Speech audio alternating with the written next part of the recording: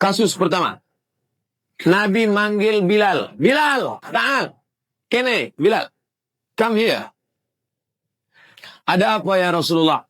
Sami'tu dafana alaika baina yadayya fil jannah. Aku dengar suara gesekan sendalmu dalam surga. Kresek, kresek, kresek, kresek. Apa amalmu Bilal? Kata Bilal, aku tidak pernah meninggalkan sholat sunat 2 rakaat setelah wudu. Usolli sunnatal wudu. Pertanyaannya, pernahkah Nabi sholat sunat wudu? Tak pernah. Pernahkah Nabi melaksanakan sholat sunat wudu? Enggak. Pernahkah Nabi mengajarkan? Tidak. Sekarang kalau kita pakai ini. Jika tidak dilakukan Nabi bid'ah. Berarti Nabi manggil Bilal. Bilal, sini. Saya dengar tapak kakimu dalam neraka jahanam. Tapi kenyataannya kan tidak.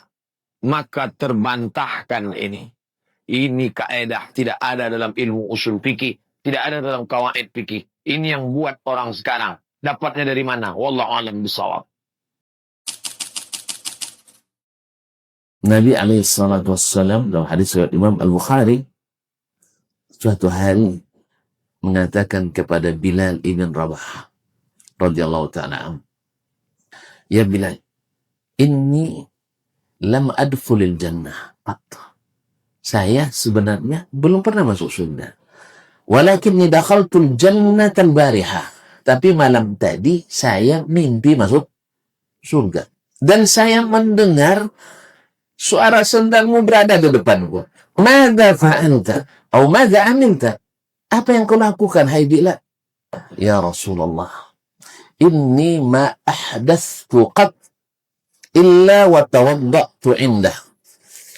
Saya tak pernah berhadas kecuali berwudu. Wa ma tawadda'tu qat illa wa ra'aitu anna lillahi alayya rak'ataini. Dan saya tak pernah berwudu kecuali saya melihat mesti salat karena Allah 2 rakaat. Di mana Bilal dapat amalan ini?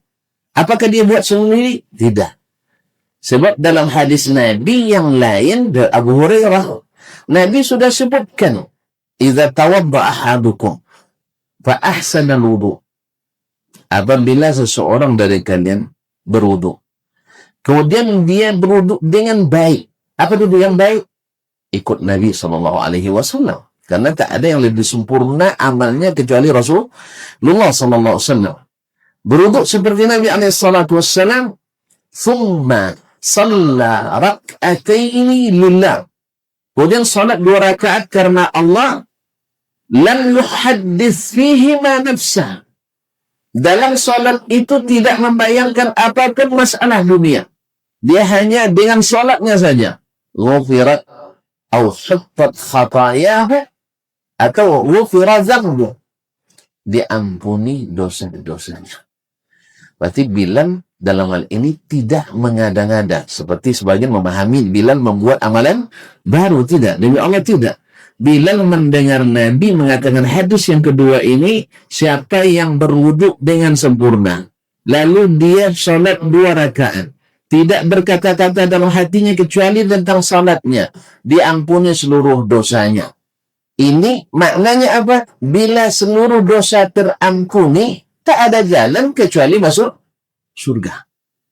Jadi Bilal tidak mengada-ngada ya. Ya sebagian ada yang memahami bahwa Bilal itu mengada-ngada sunat wudu. Bukan.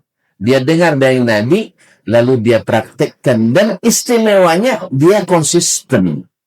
Makanya dia dapat predikat itu. Sahabat yang lain mungkin lakukan. Tetapi mungkin sekali dibuat, sekali tidak. Makanya Bilal dapat keistimewaan. Bukanlah Bilal membuat amalan sendiri, tetapi dia dengar dari Nabi dan dia laksanakan secara konsisten sehingga dapat predikat itu. Karena hadis Nabi juga mengatakan, ahabbul a'mali ilallah adwamuha wa in qallah. Dari Ammar ibn Yasir, amalan yang paling dicintai oleh Allah, yang paling sering dilakukan, sekalipun bernilai sedikit di mata kita.